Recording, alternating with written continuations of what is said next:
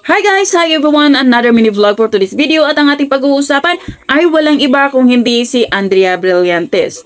So guys, alam naman natin na 2025 si Kim Chiu ang calendar girl ng Tanduay. Pero ngayong 2026, isa na din si Andrea na kinuha ng Tanduay na magiging calendar girl. At dito nga sa performance ni Andrea, grabe ang galing at ang ganda-ganda talaga ni Andrea.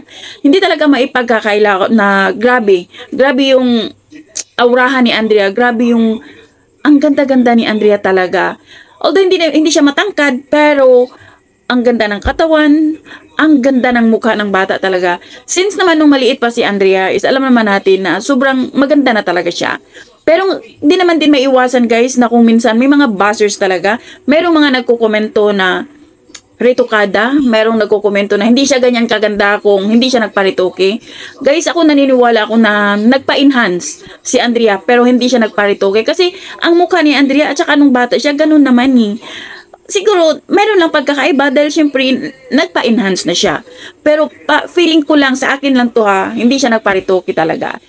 So, yun lang guys. Grabe, marami talagang napawaw at maraming nagsasabing sana all na lang talaga.